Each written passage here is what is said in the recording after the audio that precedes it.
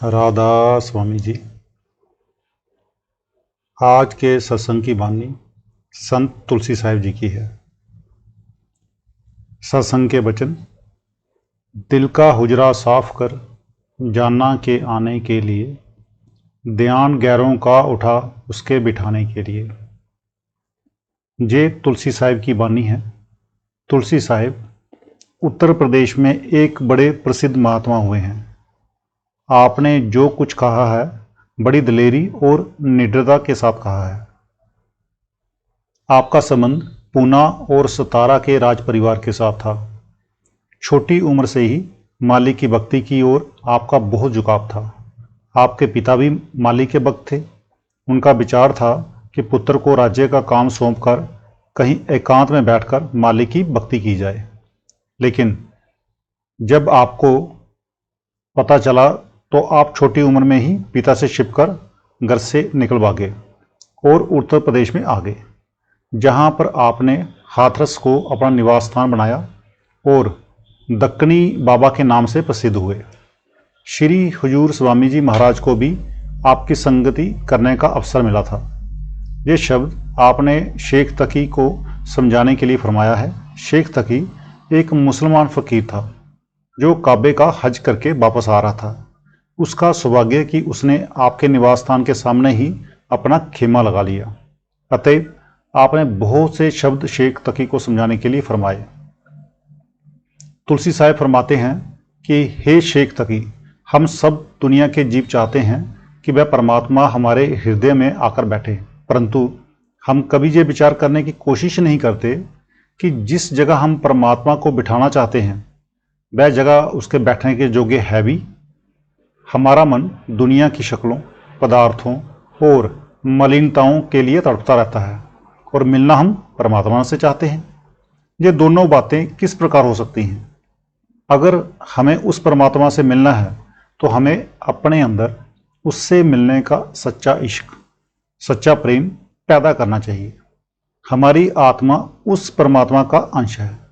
हम उस सतनाम रूपी समुद्र की बूंद हैं, परंतु मालिक से बिछुड़कर इस माया के जाल में फंसे हुए हैं और अपने कर्मों के अनुसार दुख भोग रहे हैं। हम इस 84 के जेल खाने में फंसे हुए हैं।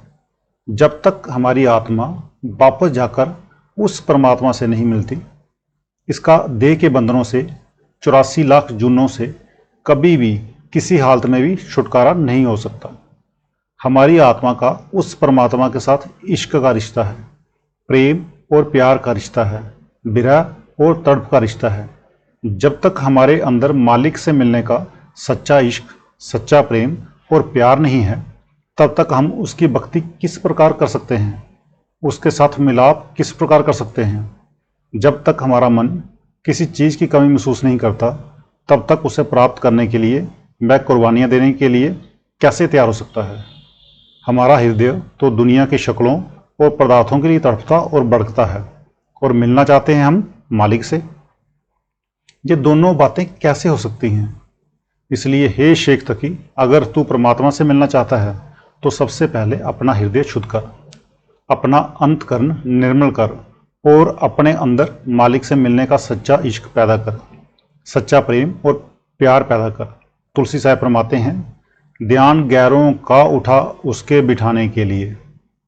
हमारा मन दुनिया की शक्लों और दुनिया के पदार्थों के पीछे दिन रात भटकता फिरता है और इन्हीं के ध्यान में, इन्हीं के मोह और प्यार में उलझा हुआ है। हमारा मन कभी भी निश्चल नहीं बैठता, किसी न किसी चीज़ के सोच विचार या ध्यान में फंसा ही रहता है।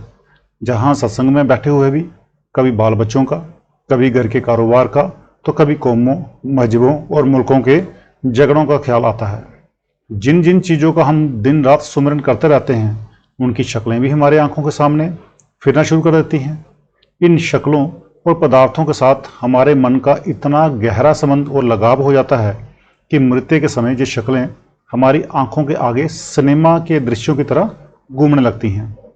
फिर जहाँ आशा तहाँ बासा, जहाँ हमारा आखिरी वक्त ख्याल होता है, हम दुनिया के जीव उसी रो में बह जाते हैं। अतएव ये संसारिक पदार्थों का सुमिरन है, उनका ध्यान और उनका मोह, प्रेम तथा लगाव है जो हम सबको बार बार इस 84 के जेल खाने में खींच लाता है।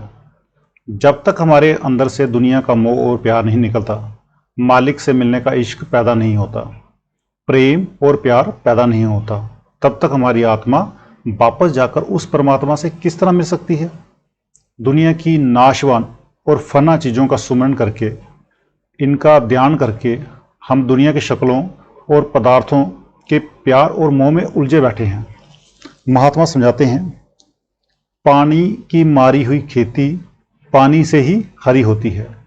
सुमरन को सुमन काटता है, ध्यान को ध्यान काटता है। हमें किसका सुमरन और किसका ध्यान करना है? उसका जो कभी नष्ट नहीं होगा, कभी फना नहीं होगा। वह कौन है? वह सिर्फ एक परमात्मा है, परमेश्वर है, अकाल पुरुष है, वाहि गुरु है, जिसके हजारों अनेकों नाम हमने अपने अपने प्यार में आकर रखे हुए हैं।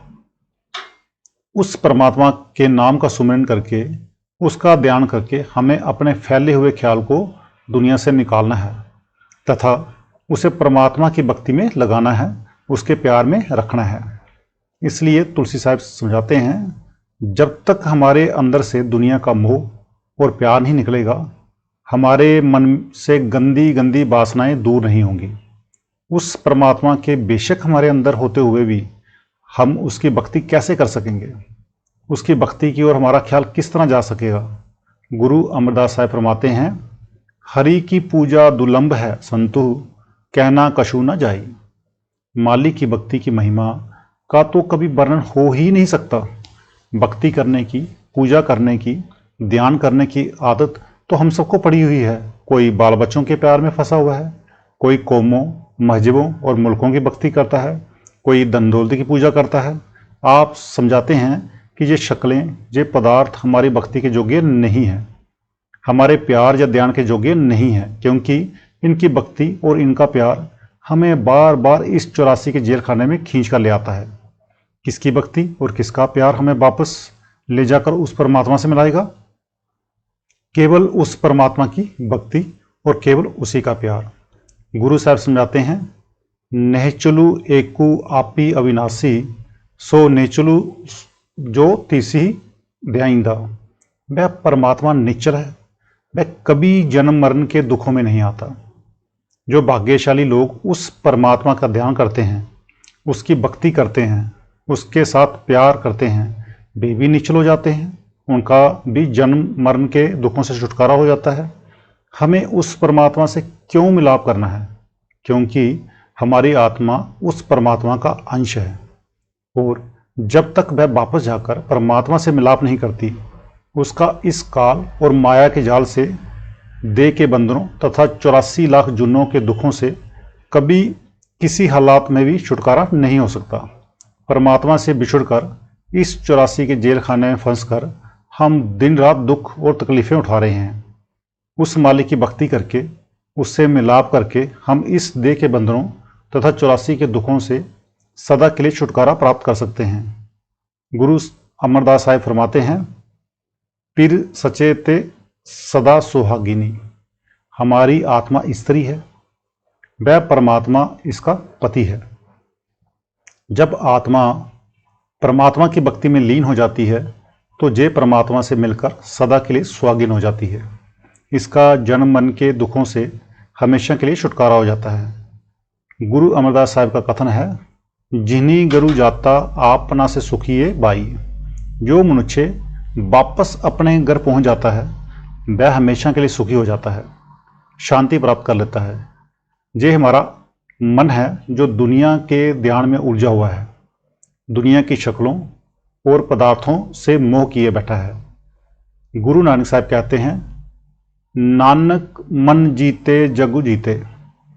अगर हम इस मन को जीत लेंगे तो इस संपूर्ण जगत के बनाने वाले को जीत लेंगे। हमारे और परमात्मा के बीच में अगर कोई रुकावट या पर्दा है तो वह मन है। हमें उसे इस दुनिया की ओर से हटाकर परमात्मा की भक्ति में लगाना चाहिए। तो आज का सत्संग इतना ही, बाकी मिलते हैं कल के सत्संग में। राधा स्वामी जी।